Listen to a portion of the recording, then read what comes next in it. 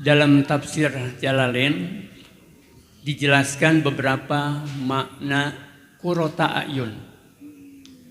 Tapi mohon maaf, saya bahasakan, dialihkan bahasanya Bu ya.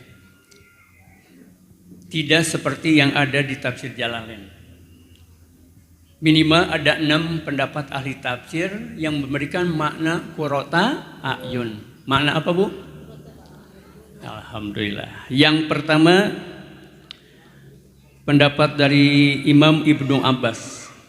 Beliau memberikan arti atau makna qurrata a'yun ini seolah-olah ibadur rahman, hamba Allah yang dikasihi oleh Allah ini memohon kepada Allah, ya Allah, jadikanlah keturunan kami ini keturunan yang gemar beramal ketaatan.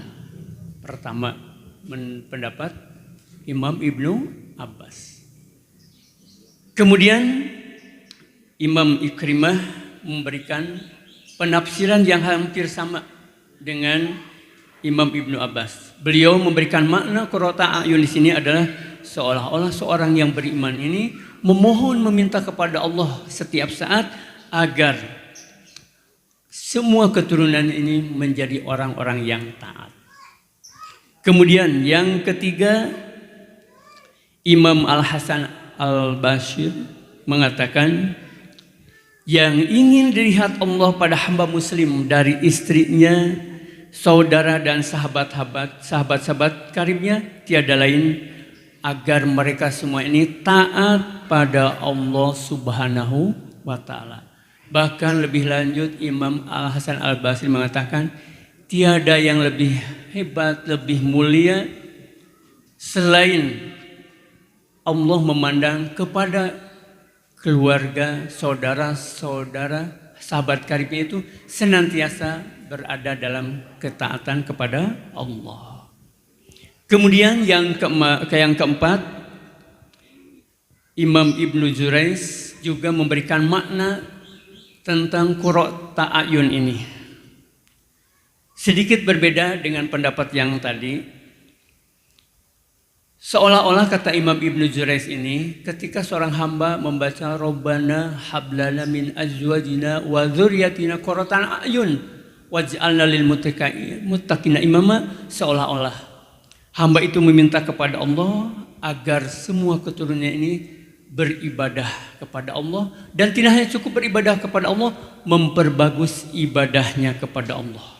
Bahkan memohon agar keturunannya tidak berbuat maksiat dan tidak berbuat jahat.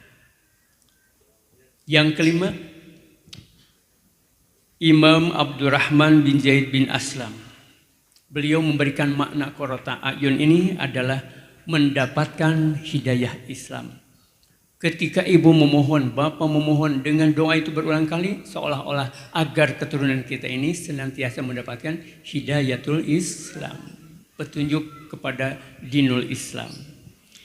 Kemudian yang terakhir, makna yang diberikan oleh Imam Syekh Abdurrahman bin Nasir, makna dari qurrata a'yun ini adalah seolah-olah ibadur rahman, hamba Allah yang dikasihi Allah ini berdoa memohon kepada Allah agar anak-anaknya ini senantiasa taat kepada Allah, berilmu dan beramal.